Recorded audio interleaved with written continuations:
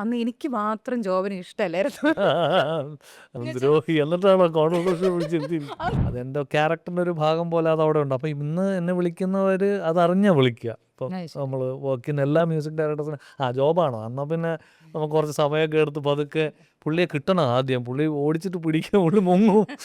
ഞാൻ ബേസിക്കലി എൻ്റെ Indie projects ആണ് എൻ്റെ പ്രയോറിറ്റി എനി ഡേയ്സ്. അപ്പോൾ ഞാൻ എൻ്റെ സ്വന്തം പാട്ടുകൾ എൻ്റെ പറ്റുന്ന രീതിയിൽ അതെങ്ങനെയെങ്കിലും പുറത്തേക്ക് എത്തിക്കുക എന്നുള്ളത് ആണ് എൻ്റെ മെയിൻ ലക്ഷ്യം. മുട്ടും തറക്കപ്പെടുന്നാലോ അതെ, മുട്ടിയത് വേറെ വാതിൽ, വേറെ വാതിൽ മുട്ടുമ്പോൾ ഇപ്പുറത്തെ വാതിൽ തുറന്ന് തുറക്കും. വരുന്നുണ്ട്. കാരണം അത് നമ്മൾ ആ വീഡിയോ കാണുമ്പോഴൊക്കെ നമ്മളിങ്ങനെ ആയിരിക്കും ദൈവമേ. കാരണം ഞാൻ പറഞ്ഞില്ലേ നമുക്ക് അത്രയും റെസ്പ്രിക്കേറ്റ് പറഞ്ഞില്ല. അത് ഞങ്ങളവിടെ സാറിൻ്റെ ചടങ്ങിന് ചെല്ലുമ്പം ശിഷ്യന്മാരുൾപ്പെടെ പാടുകയാണ്.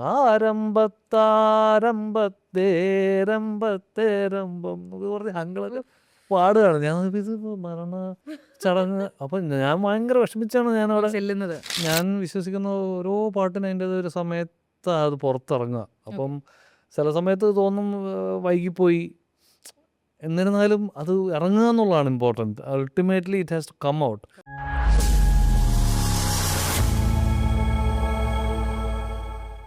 Welcome every one. ഇന്ന് നമ്മളോടൊപ്പം ഉള്ളത് ജോബ് കുര്യനാണ്. Welcome to narrations with Meera Nair ജോബ്സ്. ഒരുപാട് സന്തോഷം. വെച്ചാൽ ഇന്ന് ഞാൻ വെറുതെ ഒരു ഭംഗിവാക്കിനോ അല്ലെങ്കിൽ അതിന് കൂട്ടാൻ ഒന്നും പറയുന്നതല്ല. അത്രയേറെ സന്തോഷം ഇന്ന് ജോബ് ഇതിന് വേണ്ടി എല്ലാം ഒരു വലിയൊരു US ട്രിപ്പൊക്കെ കഴിഞ്ഞിട്ട് വന്ന് നിൽക്കുകയാണ്. ഉടനെ നമ്മുടെ ഈ ഒരു ഷോയ്ക്ക് വരുന്നതും ഒക്കെ എനിക്ക് കേൾക്കുമ്പോൾ ഭയങ്കര സന്തോഷം. അതിനനുസരിച്ച് ആദ്യം എൻ്റെ അടുത്തൊക്കെ മാനേജ് ചെയ്ത് കറക്റ്റ് ഇതൊക്കെ എനിക്കും അതിനൊക്കെ നിന്ന് തന്നുള്ളതാണ്. അപ്പം രണ്ടുപേരോടും thank you so much. Thank you for the invitation. ഒരുപാട് സന്തോഷം. സന്തോഷം. എങ്ങനെ ആദ്യം US ട്രിപ്പിനെ പറ്റി നമുക്ക് തുടങ്ങാം. എങ്ങനെ ഉണ്ടായിരുന്നു US ട്രിപ്പും കാര്യങ്ങളും? ട്രിപ്പ് നല്ലതായിരുന്നു. ഒരു മാസം ഉണ്ടായിരുന്നല്ലോ. ഒരു മാസത്തിൽ കുറച്ച് കൂടുതൽ. ഉണ്ടായിരുന്നു. വളരെ രസമായിരുന്നു. നല്ലൊരു ടീമായിരുന്നു. എല്ലാവരും തമ്മിലൊരു നല്ലൊരു സൗഹൃദവും. അതാണ് എൻ്റെ ബ്യൂട്ടി. മൊത്തത്തിൽ നമ്മൾ ഈ വീട്ടിൽ നിന്നും അകന്ന് നിൽക്കുമ്പം എല്ലാവരും ഒരു മനസ്സുകൊണ്ട് കുറച്ച് ആദ്യമൊക്കെ കുറച്ച് ഡൗൺ ആയിരിക്കും. കുറച്ച് എല്ലാവർക്കും അതുമല്ല വളരെ സ്കെപ്റ്റിക്കലായിരിക്കും. എങ്ങനെയായിരിക്കും ഇവർ ബിഹേവ് ചെയ്യുന്നത്. അപ്പോൾ എല്ലാവരെയും പരിചയമുണ്ട്, ഹായ് ബായ് പരിചയമല്ലേ ഉള്ളൂ. പക്ഷേ ഒരു ആഴ്ച കഴിയുമ്പോൾ എല്ലാവർക്കും അങ്ങോട്ടും ഇങ്ങോട്ടും ഒരു പരിചയമാവും, മനസ്സിലാകും. അപ്പോൾ എല്ലാവരും ആ മ്യൂച്വൽ സ്പേസിനെ റെസ്പെക്റ്റ് ചെയ്തൊക്കെ നിൽക്കുമ്പോൾ അതിൻ്റേതായ ഭയങ്കര രസമാണ്. പിന്നെ അങ്ങോട്ട് അവസാനം ടൂറ് തീരുമ്പോൾ ശരിക്കും വിഷമമൊക്കെ ആവും. എന്ന് വെച്ചാൽ ചേട്ടാ ഒരു മാസം ഇത്ര പെട്ടെന്ന് പോയല്ലോ. അതിൻ്റെ ഇടയ്ക്ക് കുറേ സംഭവങ്ങളുണ്ടാവും, ചില ക്രൈസിസുകൾ വരും, ഒരുമിച്ച് അത് മാനേജ് ചെയ്യും. എയർപോർട്ടുകളിൽ നിന്ന് എയർപോർട്ടുകളിലേക്കുള്ള യാത്ര, അപ്പോൾ ഉണ്ടാകുന്ന ചില എന്താ പറയുക പ്രാക്ടിക്കൽ ഡിഫിക്കൽട്ടീസും എല്ലാം ഭയങ്കര എക്സ്പീരിയൻസ് ആയിരുന്നു. നല്ല രീതിയിൽ അതിനെ എല്ലാം ക്യൂറേറ്റ് ചെയ്ത് വണ്ടർവേൾ മീഡിയ അവരാണ് ചെയ്തത്. നമ്മളതുകൊണ്ട് ഒരു ബുദ്ധിമുട്ടും നമ്മൾ അറിഞ്ഞിട്ടില്ല. അതെ അതെ. നല്ലായിരുന്നു. അവിടെ ചെന്നിട്ടും ഈ പറഞ്ഞ കണക്ക് നമുക്ക് അവിടെയും ഈ പറഞ്ഞ കണക്ക് കോർഡിനേഷനൊക്കെ ഇവർ ടേക്ക് കെയർ ചെയ്യുന്നു. പിന്നെ നമ്മളുടെ ബേസിക് റിക്വയർമെൻറ്റ്സും അപ്പോൾ അങ്ങനത്തെ ഒരു സ്ട്രെസ്സും ഉണ്ടായിട്ടില്ല. പിന്നെ നമ്മളുടെ ആരോഗ്യവും ശ്രദ്ധിക്കുക, നമ്മുടെ പേഴ്സണൽ കാര്യങ്ങൾ ശ്രദ്ധിക്കുക, നമ്മുടെ പ്രാക്ടീസ് മുന്നോട്ട് കൊണ്ടുപോകുക, ഫോക്കസ് ഓൺ ദി ഇവൻറ്റ്. എനിക്ക് പോകുന്നതിന് മുമ്പേ വളരെ ബുദ്ധിമുട്ടില്ലായിരുന്നു. ഒരു വോയിസ് ഒരു സ്ട്രെയിൻഡ് ആയിട്ടൊരു 20 ദിവസത്തോളം ഞാൻ കംപ്ലീറ്റ് റെസ്റ്റും. അപ്പോൾ എനിക്ക് ഭയങ്കര ടെൻഷനായിരുന്നു. US പോയി ഇത്രയും മെനക്കെട്ട് ഇത്രയും പണം മുടക്കി കൊണ്ടുപോവുകയാണ്. അപ്പോൾ നമുക്ക് ഡെലിവറി ചെയ്യാൻ പറ്റണ്ടേ. അപ്പം അത് ഭയങ്കര അവസാനം ക്യാൻസൽ ചെയ്താലോ എന്നൊക്കെ ഉള്ളൊരു ലെവൽ വരെ ആയതാണ്. പക്ഷേ എവ്രി വൺ വെരി സപ്പോർട്ടീവ്. അങ്ങനെ ഒന്നും ചിന്തിക്കേണ്ട, നമുക്ക് നോക്കാം അന്ന് ഇവരെല്ലാവരും പറഞ്ഞപ്പം നമുക്കൊരു ധൈര്യം. അവിടെ പിന്നെ ഫസ്റ്റ് ഷോ പോലെ ദിവസം വെച്ചിട്ട് എല്ലാം ചെയ്യാൻ പറ്റി. 9 ഷോയും മാന്യമായിട്ട് ചെയ്യാൻ പറ്റി. So I am very happy that and relieve. സത്യം പറഞ്ഞു വലിയൊരു സ്ട്രെസ് കഴിഞ്ഞു. അതെ, സന്തോഷം. സത്യം പറഞ്ഞാൽ ജോബിൻ്റെ ഫാൻസിൻ്റെ കാര്യം പറയുന്നത് എൻ്റെ വീട്ടിൽ നിന്ന് തന്നെ തുടങ്ങും. അതിൻ്റെ ഒരു ഫാൻ എന്തെന്ന് പറയുന്നത് വെച്ചാൽ ഞങ്ങൾ 4 പേരും, അച്ഛൻ, അമ്മ, ചേട്ടൻ, ഞാൻ. അതിൽ ഞാൻ മാത്രമേ ഉണ്ടാവുള്ളൂ കുറച്ചൊരു ഇതിൽ നിൽക്കുന്ന കേട്ടോ. എന്നുവെച്ചാൽ സൂപ്പർ സ്റ്റാർ എന്ന് പറയുന്ന സമയത്ത് അന്ന് പാടി തകർക്കുന്ന ആ ഒരു ടൈമിലൊക്കെ എനിക്കൊന്ന് നമ്മൾ ചെറുതാണ്, 7-8 വയസ്സിലൊക്കെ ഇങ്ങനെ നിൽക്കുകയാണ്. അന്ന് എനിക്ക് മാത്രം ജോബിന് ഇഷ്ടമല്ലായിരുന്നു. ദ്രോഹി എന്നിട്ടാണോ കോൺവെർസേഷൻ വിളിച്ചിരുത്തി. അത് കാര്യം കൂടെ ഞാൻ നോക്കും. അന്ന് എനിക്ക് സത്യം പറഞ്ഞാൽ അത് ഞാൻ പറയല്ലേ, കുഴപ്പമൊന്നുമില്ലെന്ന് തോന്നുന്നു. എന്തായാലും ഇത്രയും പറഞ്ഞില്ലേ. സത്യം പറഞ്ഞാൽ അന്ന് എനിക്ക് മുടിയില്ലെന്ന് പറയാൻ പറ്റ മുടിയാണ്. അന്ന് നമുക്ക് പാട്ടിനെ പറ്റിയിട്ട് ABCD ഒന്നും അറിഞ്ഞൂടാ. പാടുന്നു, അത് കേൾക്കുന്നു, ഓക്കെ കഴിഞ്ഞു. പക്ഷെ അതിൽ ഞാൻ നോക്കുമ്പോൾ ജോബിന് ഭയങ്കര മുടി ഒന്ന് ഹെഡ് ബാങ്ക് ചെയ്തിട്ട് പാടുന്നു. അപ്പം എൻ്റെ ചേട്ടൻ ഭയങ്കര ഫാനും ജോബിൻ്റെ. തുടങ്ങി ഒരു കുറച്ച് നാൾ കഴിയുമ്പോൾ പറയും ജോബിനാണ് പ്രൈസ് എന്ന് പറഞ്ഞിട്ട് അത്രയും ഫുൾ കോൺഫിഡൻസ് ഒന്നുമില്ല. അപ്പോൾ സത്യം പറഞ്ഞാൽ എനിക്ക് അന്ന് എനിക്ക് തോന്നി അത്ര മുടിയും വെച്ചിട്ട് പാടിയിട്ട് അങ്ങ് പോകും, എനിക്കില്ലല്ലോ അത്രയും മുടി എന്നുള്ള അന്ന് ആ ഒരു 7-8 വയസ്സുകാരുടെ ചിന്ത അങ്ങനെയായിരുന്നു അന്ന്. പക്ഷെ അന്ന് മുതൽ മുന്നോട്ട് വരുംതോറും നമുക്ക് ജോബിൻ്റെ പാട്ടുകളോട് കേൾക്കുന്നു, അല്ലെങ്കിൽ ജോബ് എന്ന വ്യക്തിയോടുള്ള ഇഷ്ടം കൂടി വരുന്നതും ഒക്കെ അവിടുന്ന് അതിൻ്റെ ഒരു യാത്ര ഭയങ്കരമായിരുന്നു. ഓരോ പോയിന്റിലും ഞങ്ങളുടെ വീട്ടിലാണെങ്കിലും ജോബിനെ പറ്റി ഇപ്പോൾ ഓരോ പാട്ട് വരുമ്പോഴും ഞാൻ പറയും എൻ്റെ ചേട്ടൻ ഇത്രയും അപ്ഡേറ്റഡ് ആയിട്ട് ഓരോ ഫീൽഡിലും അദ്ദേഹത്തിന് ഓരോ വ്യക്തികളുണ്ടാവും അപ്ഡേറ്റഡ് ആയിട്ട് വെക്കുന്നത്. അതിൽ പാട്ടിൻ്റെ കാര്യം വരുമ്പോഴത്തേക്കും ഞാൻ നമ്മുടെ ഇത് തന്നെ ഫൈനലൈസ് ചെയ്ത് ഞാൻ പറയും ജോബാണ്. ജോബ് ഇപ്പോൾ വരില്ലല്ലോ, ഇപ്പോൾ US പോവല്ലേ. അതെ, US ഇപ്പം എന്നൊക്കെ പറഞ്ഞു. ഞാൻ പറഞ്ഞു അതെ അതിന് പറഞ്ഞെന്നൊക്കെ പറഞ്ഞു. അങ്ങനെയാണ് ഇപ്പം ഇന്നലെ ഞാൻ വന്നിറങ്ങിയപ്പോഴും കാറിലിട്ടിരിക്കുന്ന നമ്മുടെ ആരാന്നുള്ള പാട്ടാണ്. അപ്പം ഞാൻ വിചാരിച്ചത് പീപ്പിൾ ലൈക്ക് ലവ് യു എന്നുള്ളതാണ് എനിക്ക് മനസ്സിലായ ഒരു കാര്യം. എന്നുവെച്ചാൽ ജോബ് എന്ന് പറഞ്ഞ വ്യക്തിയെ പറ്റി സംസാരിക്കാനും ഒക്കെ അത്രയും ഇഷ്ടപ്പെടുന്നൊരു വ്യക്തിയാണ്. ഐ ഫീൽ സോ ബ്ലെസ്ഡ് ആ ഒരു സംഭവം കിട്ടാൻ, especially to an indie musician എന്ന് പറയുന്നവർക്ക് അത് കിട്ടാൻ, ആ ഒരു പ്ലേസ് കിട്ടുക എന്ന് പറയുന്നത് ഇറ്റ്സ് നോട്ട് ഈസി. പക്ഷേ ജോബ് എന്ന് പറയുന്ന വ്യക്തി പേഴ്സണലി കുറച്ചുകൂടി ഒരു മിതത്വം പാലിക്കുന്ന, എന്നാൽ എല്ലാം നിൽക്കാം എല്ലാത്തിനും ഉണ്ട്, എന്നാൽ അതിലൊരു ഇത് വെക്കുന്ന ഒരാളാണ്. ഏതെങ്കിലും ഒരു പല പോയിന്റിൽ തോന്നിയിട്ടുണ്ടോ ആൾക്കാർ എനിക്ക് തരുന്ന സ്നേഹത്തിന് അത്രയും എനിക്ക് തിരിച്ച് കൊടുക്കാൻ പറ്റിയിട്ടുണ്ടെന്ന് തോന്നി ഒന്നിരുന്ന് പോയിട്ടുണ്ട് എപ്പോഴെങ്കിലും? ചിലപ്പോൾ ഏതെങ്കിലും ഒരു പോയിന്റ് നമുക്ക് പേഴ്സണലി തോന്നുമ്പോൾ. എനിക്ക് അങ്ങനെ അല്ല ഞാൻ ചിന്തിക്കുന്നത്, ഈവൻ നമ്മളേറ്റവും സിൻസിയറായിട്ട് ഡെലിവറി ചെയ്യുമ്പോഴാണ് നമ്മൾ അവരോട് നീതി പുലർത്തുന്നത്. അപ്പം നമുക്ക് ചില inhibitions as artist, as human, ചില സമയത്ത് നമ്മുടേതായ കോംപ്ലക്സുകളും ഒക്കെ വന്ന് ഞെരുക്കും. അപ്പോൾ അത് ആ സമയത്ത് നമ്മൾ ചുമ്മാ ഫോഴ്സ്ഫുള്ളി ഒരു ക്രിയേഷൻ ചെയ്ത് അവരിലേക്ക് എത്തിച്ചു കഴിഞ്ഞാൽ അത് സത്യസന്ധമാവില്ല, അതിലൊരു നീതി ഉണ്ടാവില്ലെന്ന് എനിക്ക് എൻ്റെ കാഴ്ചപ്പാട്. അപ്പോൾ അതുകൊണ്ട് ചിലപ്പോൾ ചില എന്താ പറയുക കുറച്ച് സട്ടിലായിട്ടും അത്യാവശ്യം പുറകോട്ട് വലിഞ്ഞൊക്കെ ചില സമയത്ത് നിന്നിട്ടുണ്ട്. പിന്നെ ഇപ്പോൾ പ്ലേ ബാക്കിൻ്റെ കാര്യത്തിൽ ഉറപ്പായിട്ടും അങ്ങനെ ഒത്തിരി പേര് പറയുന്നു താനെ നീ ഒത്തിരി പാടണം, പാട്ടുകൾ പാടാത്ത എന്താ, അല്ലെങ്കിൽ അവസരങ്ങൾ വരാഞ്ഞിട്ടാണോ, ഇങ്ങനെയൊക്കെ ചോദിക്കും. അപ്പോൾ ഞാൻ പറയും അല്ല, അത് എൻ്റെ തന്നെ ഒരു ഇൻഹിബിഷൻ്റെ ഭാഗമാണ് അതൊക്കെ. Play back singing is something which is very responsibility വേണ്ട ഒരു, എനിക്ക് തോന്നില്ല അതും എന്ന് വെച്ചാൽ അത് നമ്മളുടെ ബേബിയാണ്.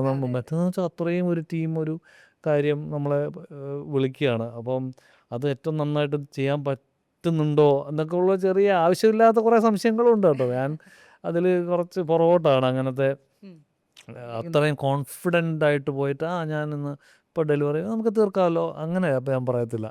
അതൊക്കെ എനിക്ക് എന്നോട് തന്നെ ഒരു അതിൻ്റെ കാര്യമില്ല. അന്ന് എൻ്റെ സീനിയേഴ്സ് എന്നെ ഒത്തിരി പലരും അഡ്വൈസ് ചെയ്തിട്ടുണ്ട്. അതെൻ്റെ ക്യാരക്ടറിൻ്റെ ഒരു ഭാഗം പോലെ അത് അവിടെ ഉണ്ട്. അപ്പോൾ ഇന്ന് എന്നെ വിളിക്കുന്നവർ അതറിഞ്ഞാൽ വിളിക്കുക. ഇപ്പം നമ്മൾ വർക്കിന് എല്ലാ മ്യൂസിക് ഡയറക്ടേഴ്സിനും ജോബാണോ എന്നാൽ പിന്നെ നമുക്ക് കുറച്ച് സമയമൊക്കെ എടുത്ത് പതുക്കെ പുള്ളിയെ കിട്ടണം. ആദ്യം പുള്ളി ഓടിച്ചിട്ട് പിടിക്കുക, പുള്ളി മുങ്ങും എന്നൊക്കെ ഉള്ളൊരു, അത് വേറെ എനിക്ക് ആഗ്രഹമില്ലാഞ്ഞിട്ടൊന്നുമല്ല, എനിക്കത് ചെയ്യാൻ ഇഷ്ടമാണ്. പക്ഷേ ഉറപ്പായിട്ടും എനിക്ക് റിലേറ്റ് ചെയ്യുന്ന മ്യൂസിക് ആയിരിക്കണം, അതിന് ഞാൻ പെർട്ടിക്കുലറാണ്. കാര്യം വെച്ചാൽ എനിക്ക് എല്ലാം ഇതൊരു ജോലി പോലെ പോയി ഡെലിവറി ചെയ്യാൻ പറ്റുന്ന ആളല്ല ഞാൻ. വളരെ മൂടിയാണ്. അപ്പോൾ എനിക്ക് അതിൻ്റെതായ എന്നെ തൃപ്തിപ്പെടുത്തണം, എനിക്ക് ചെയ്യാൻ പറ്റുമെന്ന് തോന്നണം. എൻ്റെ ഒത്തിരി കാര്യങ്ങളുണ്ട്. അപ്പോൾ സിനിമയിൽ അങ്ങനെയല്ല. സിനിമയ്ക്ക് ഒരു ടൈം ബൗണ്ടാണ്, ഒരു എല്ലാത്തിനും അതിൻ്റെതായൊരു ഇതുണ്ട്, ചട്ടക്കൂടുകൾ എന്ന് നമ്മൾ പറയുന്നത്. അപ്പോൾ അത് മീറ്റ് ചെയ്യാൻ ഞാൻ എത്രത്തോളം പ്രാപ്തനാണെന്നുള്ള ചില ആവശ്യമില്ലാത്ത കുറേ ചിന്തകളിൽ നിന്നും ഈ പറഞ്ഞ കണക്കൊരു number of songs may be ഇനിയും പ്രേക്ഷകർ ചിലപ്പോൾ പറയും ഇനിയും വേണമായിരുന്നു, സിനിമകളിൽ പാടണോ ആയിരുന്നു എന്നൊക്കെ പറയുമ്പോൾ ഞാൻ പറയും അതാ. പക്ഷെ വരുന്നത് ഏതെങ്കിലും ദിവസം അയച്ചിട്ട് നല്ല പാട്ടുകൾ പാടാൻ പറ്റുന്നുണ്ട്. അത് എങ്ങനെയൊക്കെ എല്ലാവരും ചിലർ സെലക്റ്റീവ് ആണോ എന്ന്, അങ്ങനെയല്ല, എങ്ങനെയോ ഒക്കെ ആയിപ്പോയതാണ്. അങ്ങനത്തെ നല്ല കുറേ പാട്ടുകളിൽ വന്ന് പെടാനും അതൊരു ലക്ക്, ഒരു ഗ്രേസാണ്. അപ്പോൾ പക്ഷേ ഈ പറഞ്ഞ കണക്ക് എനിക്ക് തോന്നാറുണ്ട് ഒരല്പം കൂടെയൊക്കെ ഇത് വിട്ടുപിടിക്കാം ഇങ്ങനത്തെ ചിന്തകളും. ശരിയാണ്. കാരണം ഞാൻ ചോദിക്കാനുള്ള കാര്യം എന്ന് വെച്ചാൽ പലപ്പോഴും ആൾക്കാരിങ്ങനെ പറയുമല്ലോ ജോബിൻ്റെ പ്ലേ ബാക്ക് സിംഗിങ്ങിൽ നമുക്കധികം കാണാൻ പക്ഷെ കിട്ടുന്നത്, ഞാൻ പറയില്ല ഇന്നലെ ഞാൻ കേട്ടത് 10 വർഷം 12 വർഷം മുന്നേ ഇറങ്ങിയ സിനിമയാണ്. ആ പാട്ട് ഇന്നും അത്രയും ഫ്രഷ് ആയിട്ടാണ് ആൾക്കാർ കേൾക്കുന്നത്. അതാണ് പറഞ്ഞത്, നല്ല പാട്ടുകൾ പാടാൻ പറ്റി. അപ്പോൾ എനിക്കൊന്ന് മ്യൂസിക് ഡയറക്ടേഴ്സ് ഇപ്പോൾ വിജയേട്ടൻ്റെ ഒരു ടോപ്പ് ഒരു 10 പാട്ട് എടുത്താൽ അതിൽ മാണിക്കച്ചെറുകൾ ഉണ്ട് എന്തായാലും, പുള്ളിയുടെ ബെസ്റ്റ് കോമ്പോസിഷൻസിൽ എനിക്ക്. അപ്പോൾ അതിൽ ഞാൻ പാടിയില്ലേ. അപ്പോൾ അതുപോലെ ഇപ്പോൾ എക്സേട്ടൻ്റെ ഏറ്റവും നല്ല പാട്ടുകളൊന്നാണ് താനേ പൂക്കും, പ്രാധാന്യം. സപ്തമശ്രീയിൽ എനിക്ക് ഭയങ്കര എല്ലാവർക്കും ഭയങ്കര ഇഷ്ടമുള്ള പാട്ട്. അപ്പോൾ അത് ഞാൻ പാടാൻ പറ്റിയില്ലേ. അപ്പോൾ അതുപോലെ ദീപക് സാറിൻ്റെ പേമ്പുരാൻ ഉൾപ്പെടെ ആവലായി ചേകവർ ഞാൻ പാടി. അതൊക്കെ എങ്ങനെയൊക്കെയോ നമുക്കൊരു നിമിത്തം. കലിയിലെ ചില്ലിറാന്തൽ വിളിക്കാൻ ഗോപിചാറിൻ്റെ ഏറ്റവും നല്ല കോമ്പോസിഷൻസിൽ ഒന്നാണ്. അപ്പം നമ്മളതിലേക്കൊരു ടൂളായിട്ട് ചെന്ന് പെടുക എന്ന് പറയുന്ന ഒരു വലിയ ലക്കാണ്. ആണ് പ്രത്യേകിച്ച് ഇന്നത്തെ കാലത്ത്. ഉറപ്പായിട്ടും എത്രയോ ആൾക്കാരുള്ള ഒരു കാലത്ത് അതൊരു എന്തോ ഒരു ഭാഗ്യം ഇതുവരെ എനിക്ക് തുണച്ചിട്ടുണ്ട്. നാളെ ഉണ്ടാവുമെന്ന് അറിയില്ല. എന്നെ പോട്ടെ. അത് തന്നെയാണ് എനിക്ക് അവിടെ തന്നെയാണ് ചോദിക്കാനുള്ളത്. കാരണം indie musician, playback singing, ഇത് രണ്ടും ഒരു സിംഗർ എന്ന് നോക്കുമ്പോൾ ശരിക്കും അതിൽ ഒരുപാട് ഹസൽസ് ഉണ്ട്, ഒരു ക്രിയേറ്റീവ് പ്രോസസ്സ്. പക്ഷെ അതിലൊരു ബാലൻസ് കൊണ്ടെത്തിക്കുക എന്ന് പറയുന്നത് കുറച്ച് പാടുള്ള കാര്യമാണ്. അതിപ്പം പേഴ്സണലി അതിനൊരു ആ ഒരു ബാലൻസ് കൊണ്ടുവരിക്കാൻ ശ്രമിക്കുന്നത് എങ്ങനെയാണ് ശരിക്കും? ഞാൻ ബേസിക്കലി എൻ്റെ ഇൻഡി പ്രോജക്ട്സ് ആണ് എൻ്റെ പ്രയോറിറ്റി എനി ഡേയ്സ്. അപ്പോൾ ഞാൻ എൻ്റെ സ്വന്തം പാട്ടുകൾ എൻ്റെ പറ്റുന്ന രീതിയിൽ അതെങ്ങനെയെങ്കിലും പുറത്തേക്ക് എത്തിക്കുക എന്നുള്ളത് ആണ് എൻ്റെ മെയിൻ ലക്ഷ്യം. അപ്പോൾ അതിലേക്ക് ഞാൻ ശ്രമിച്ചുകൊണ്ടിരിക്കുമ്പോൾ പാരലി നമുക്ക് ഈ കിട്ടുന്നതൊക്കെ ഭയങ്കര ബോണസ് ആണ്. അപ്പോൾ അതൊരു ബാലൻസ് ആയി വന്നതാണ്. ഇങ്ങനെയൊക്കെയോ അത് ഈ പറഞ്ഞ കണക്ക് പാട്ടുകൾ ശ്രദ്ധിക്കപ്പെടുമ്പോഴാണ് അതൊരു ബാലൻസ് ആയിട്ട് താങ്കൾക്ക് ഫീൽ ചെയ്യുന്നത്. അല്ലെങ്കിൽ പാടിയിട്ടുണ്ട്, ഏത് പാട്ടാണ് പാടിയെന്ന് അങ്ങനെ ചോദിക്കേണ്ട ഒരു അവസ്ഥ വന്നിരുന്നെങ്കിൽ ബാലൻസ് ഇല്ല, അല്ലേ? അപ്പോൾ അത് ആ രണ്ടിലും ദൈവം സഹായിച്ചിട്ട് എൻ്റെ സ്വന്തം പാട്ടുകളും പ്രേക്ഷകർ കുറേ ശ്രദ്ധിക്കപ്പെടുന്ന പാട്ടുകൾ വന്നു, സിനിമയിലും കുറേ പാട്ടുകൾ ശ്രദ്ധിക്കപ്പെട്ടു. അപ്പം you feel that there is a balance. It was not purposeful, it was not intentional. എല്ലാം ഒരു നിമിത്തം പോലെ ഒത്തു വന്ന കുറേ കാര്യങ്ങൾ. It just happen for me. സത്യമായിട്ട് പറഞ്ഞാൽ അങ്ങനെയാണ്. പക്ഷെ ഞാൻ വിശ്വസിക്കുന്നത് നമ്മളുടെ ശ്രമം 100% ആണ്.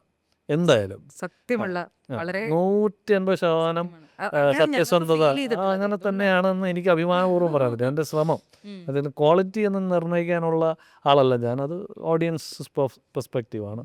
പക്ഷെ ഞാൻ ഇടുന്ന ഒരു പ്രോജക്റ്റിൽ ഞാൻ 150% ഇടും. അതിപ്പം സിനിമ പാടിയാലും എൻ്റെ സ്വന്തം പാട്ടുകളാണെങ്കിലും. അപ്പം നാച്ചുറലി പല വാതിലുകൾ തുറന്നു വരുന്നതായിരിക്കാം. നമുക്ക് ചില സമയത്ത് നമ്മുടെ കൺട്രോളില്ലാത്ത കുറേ കാര്യങ്ങളുണ്ടെന്ന് നമുക്ക് ഇങ്ങനെയൊക്കെയാണ് തോന്നുന്നത്. ഇതിപ്പോൾ എവിടെ നിന്ന് വന്നു? ചിലപ്പോൾ ഞാൻ അതിനടുത്ത് പറയാം, ഞാൻ ഇപ്പോൾ ആക്ടേഴ്സൊക്കെ കുറച്ച് ഉഴപ്പിയിരിക്കുന്ന സമയത്ത് ഒന്നും നടക്കുന്നതായിട്ട് തോന്നത്തില്ല. നേരെ മറിച്ച് രാവിലെ മുതൽ നല്ലോണം മെനക്കെട്ടിരിക്കുന്ന സമയത്ത് പെട്ടെന്നൊരു കോൺസേർട്ട് അവിടെ ഏറ്റവും നല്ല ആഗ്രഹിച്ചൊരു വെന്യൂവിൽ വരുന്നു. ഇങ്ങനെയൊക്കെ സംഭവിക്കുന്നത് എനിക്ക് തോന്നിയിട്ടുണ്ട്. പുതിയ പാട്ട് പാടാൻ, നല്ലൊരു പാട്ട് പാടാൻ വിളിക്കുന്നു. അല്ലെങ്കിൽ അപ്പം ഞാൻ മനസ്സിൽ കാണുന്നത് നമ്മളുടെ എഫേർട്ട് നമ്മളിടുക, മറ്റേത് വന്നോളും എന്നുള്ളൊരു താൻ പാതി ദൈവം പാതി എന്നുള്ളത് നമ്മൾ പണ്ട് പോലെ കേൾക്കുന്നൊരു ചൊല്ല് ചില സമയത്ത് ശരിയാണെന്ന് എനിക്ക് തോന്നാറുണ്ട്. അതുകൊണ്ട് തന്നെ ഞാനിട്ട എഫേർട്സ് ഒരു വശത്താണെങ്കിൽ പല വാതിലുകൾ വേറെ വശത്ത് തുറന്നു വന്നതാണ്. അതെ, മുട്ടിയത് വേറെ വാതിൽ, വേറെ വാതിൽ മുട്ടുമ്പോൾ ഇപ്പുറത്തെ വാതിൽ തുറന്നു വരുന്നുണ്ട്. അത് എൻ്റെ കാര്യത്തിൽ അത് എന്തായാലും ഡെസ്റ്റിനി എന്ന് പറയുന്ന ചില കാര്യങ്ങളുണ്ടല്ലോ. കാര്യം എനിക്കിത് ജോബിൻ്റെ കാര്യത്തിൽ പേഴ്സണലി എനിക്ക് അത്രയും തോന്നാനുള്ള കാര്യം, താങ്കളൊരു ഒരു ഇൻഡി മ്യൂസീഷ്യനായിട്ട് തുടങ്ങുന്ന കാലം എന്ന് പറയുന്നത് നമ്മൾ കേരളത്തിൽ അറ്റ്ലീസ്റ്റ് അത്രയും ഒരു വെൽക്കമിങ് ആയിരുന്ന ഒരു ഫേസ് ആയിരുന്നു സമയമല്ല അത് തുടങ്ങുമ്പോൾ. പക്ഷേ താങ്കൾ പാട്ട് പാടുന്നു, സിനിമയിൽ സൂപ്പർ സ്റ്റാർ കഴിഞ്ഞ് അതിൽ ഹിറ്റാവുന്നു, അതിൽ അറിയപ്പെടുന്നു, 2 വർഷത്തിനുള്ളിൽ അടുത്ത പാട്ട് വരുന്നു. അപ്പോഴൊക്കെ അത് കഴിയുമ്പോഴൊക്കെ പെട്ടെന്ന് ഈ ഒരു സംഭവം തുടങ്ങുന്നത് ടൈം വാസ് ചാലഞ്ചിങ്. ആ ഒരു തുടങ്ങുന്ന സമയം എന്ന് പറയുന്നത് ആക്ച്വലി നോക്കിക്കഴിഞ്ഞാൽ ഒരു ചലഞ്ചിങ് സമയം. യൂട്യൂബ് ബൂം ഒന്നും വന്നിട്ടില്ല, എമർജൻസിന്റെ ഒരു ആലോചന കാലമായിരുന്നു. അതെ, വളരെ തുടക്കമാണ്. ആ ഒരു തുടക്കത്തിൽ നിന്നുകൊണ്ട് താങ്കൾ തുടങ്ങാൻ തീരുമാനിക്കുന്നു, അല്ലെ ഇതിൽ നിന്ന് എനിക്കൊരു ജീവിതമാർഗം, ഒരു ഫാമിലി കൊണ്ടുപോകാനുള്ള ഒരു ജീവിതമാർഗം ഇതിൽ നിന്ന് കണ്ടെത്താനുള്ള ഒരു കോൺഫിഡൻസ് കൊണ്ടിരിക്കുക. ഇതൊക്കെ ശരിക്കും എവിടെ നിന്ന് ആ ഒരു ത്രൈവ് ശരിക്കും വന്ന ഒരു ഫാക്ടേഴ്സ് എന്താണ്? അല്ലെങ്കിൽ പ്രോബബ്ലി നമ്മുടെ ഫാമിലിയിൽ നിന്ന് തുടങ്ങും. അത് സപ്പോർട്ടീവ് ഫാമിലി ആണ് വളരെ അധികം. പ്ലസ് ടീച്ചേഴ്സ്, നമ്മളെ പഠിപ്പിച്ച എൻജിനീയറിങ് പഠിപ്പിച്ച സാറന്മാർ, അല്ലെങ്കിൽ അവർക്കൊക്കെ അറിയാം ഞാനൊരു കാലത്ത് ഒരു നല്ല എൻജിനീയർ ആകാൻ പോകുന്നില്ല. അപ്പം നമ്മൾ ആ കാലത്തെ മ്യൂസിക്കിനോടാണ് കൂടുതൽ നമ്മുടെ അഫിനിറ്റി. അപ്പം ക്ലാസ് കട്ട് ചെയ്യും, എന്നിട്ട് വേറെ ഫെസ്റ്റിവലിൽ പാടാൻ പോകും, ഇങ്ങനെയുള്ള പല കാര്യങ്ങൾ. അപ്പോൾ അവർക്കൊക്കെ തോന്നിയിരുന്നത് എൻ്റെ fire was always towards that. പിന്നെ പണ്ടത്തെ ഒരു ഇതെന്ന് പറഞ്ഞാൽ എങ്ങനെയെങ്കിലും കരിയർ ഒന്ന് സെക്യൂർ ആക്കുക, എന്തെങ്കിലും ഒരു ക്വാളിഫിക്കേഷൻ എന്നൊക്കെ പറയുന്ന ഒരു കാഴ്ചപ്പാട് ആ കാലത്ത് അത് ഉറപ്പായിട്ട് നമ്മുടെ പാരൻസിനും ആ ഭയവും. അപ്പോൾ അതുകൊണ്ട് തന്നെ ആണ് അങ്ങനത്തെ കോഴ്സുകളിലേക്ക് പോയതും. പക്ഷെ അത് പോയത് എന്തുകൊണ്ടും നന്നായെന്നാണ് ഞാൻ വിശ്വസിക്കുന്നത്. കാര്യം വെച്ചാൽ അവിടെ നിന്ന് കിട്ടിയൊരു എക്സ്പോഷറാണ് മേ ബി ഇൻ മ്യൂസിക്. പല ഞാൻ പഠിച്ചത് ഹസ്സനിലെ മൽനാട് കോളേജ് ഓഫ് എഞ്ചിനീയറിംഗ് കർണാടക.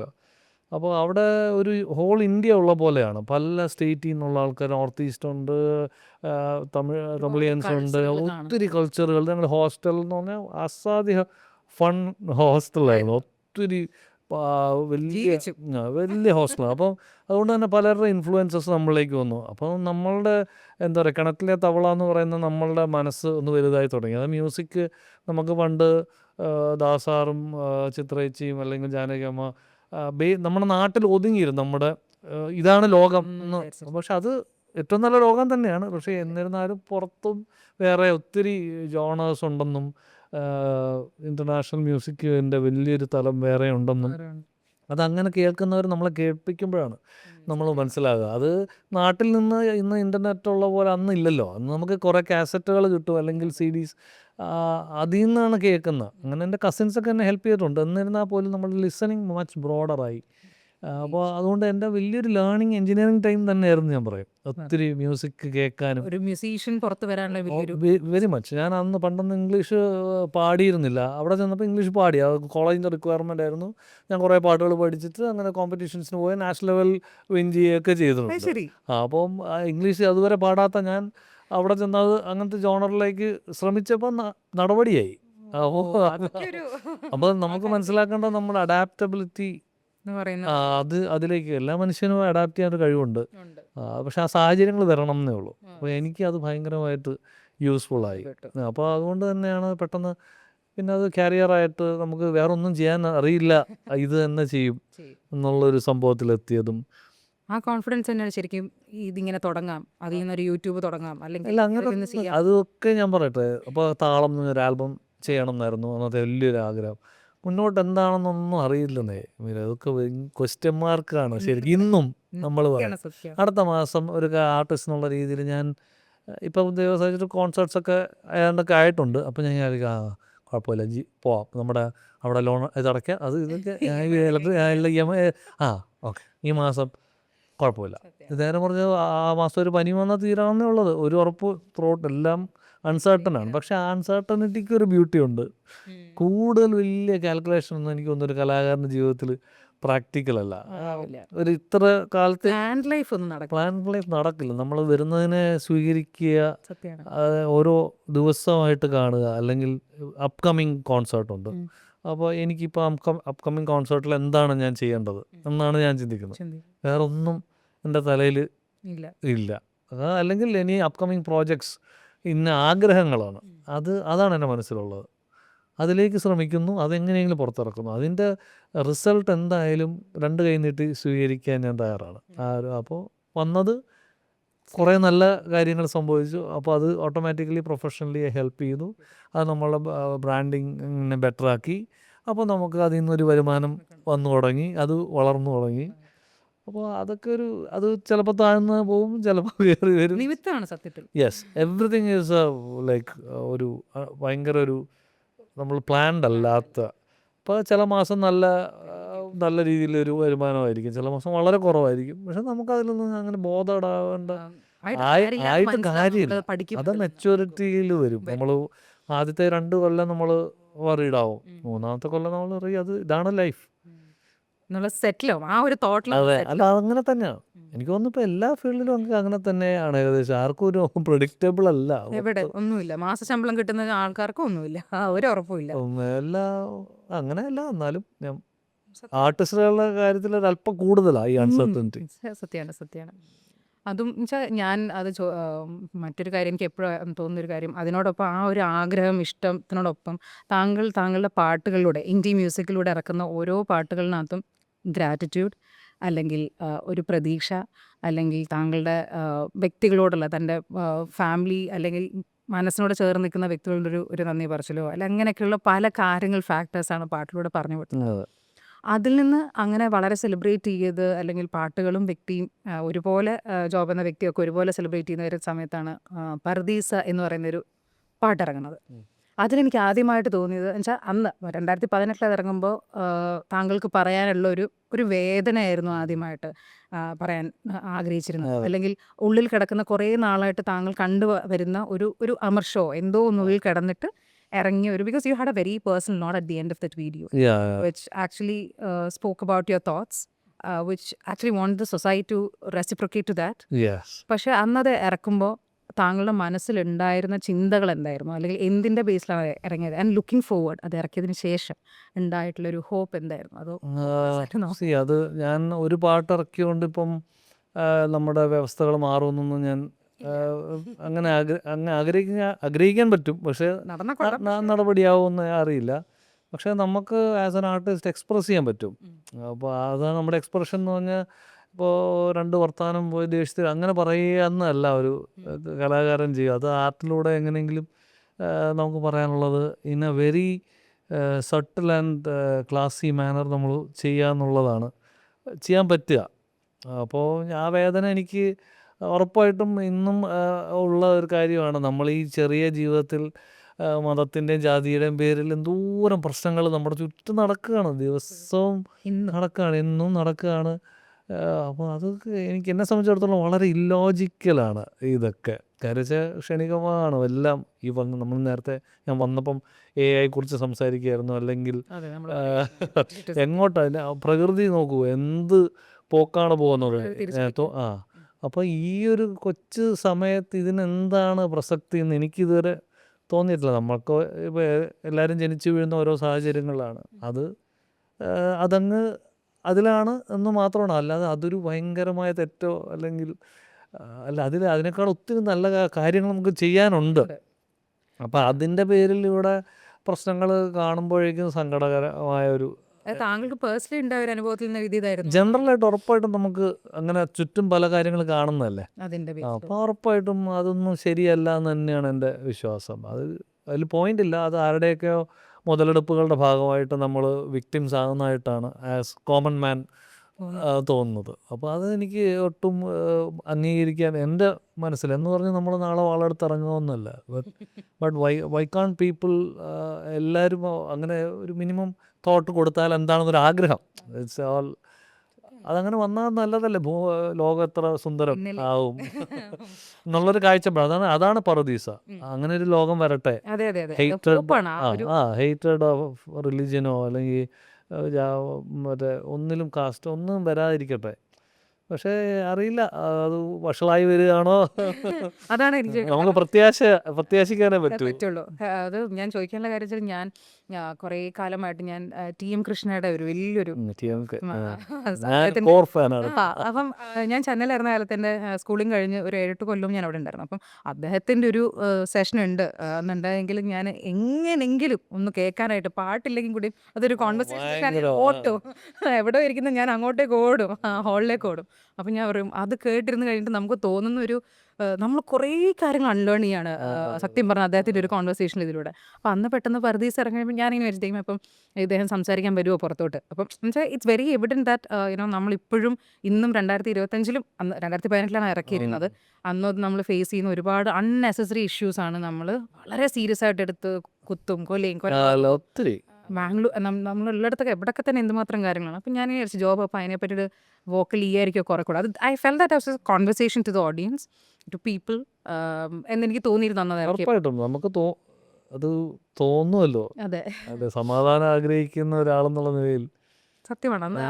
അതിൻ്റെ കാര്യമില്ലല്ലോ. കഴിഞ്ഞ ദിവസം കൂടെ ഇതുപോലെ തന്നെ എന്തോ പറഞ്ഞ് TM കൃഷ്ണ ഇറക്കിയപ്പോഴും ഞാനിങ്ങനെ ആലോചിച്ചു. അപ്പം ഓരോ സമയത്തും അന്ന് 2018 ജോബ് പറയാൻ ഉദ്ദേശിച്ച കാര്യം ഇതല്ലെങ്കിൽ മറ്റൊരു കാര്യമായിരുന്നു.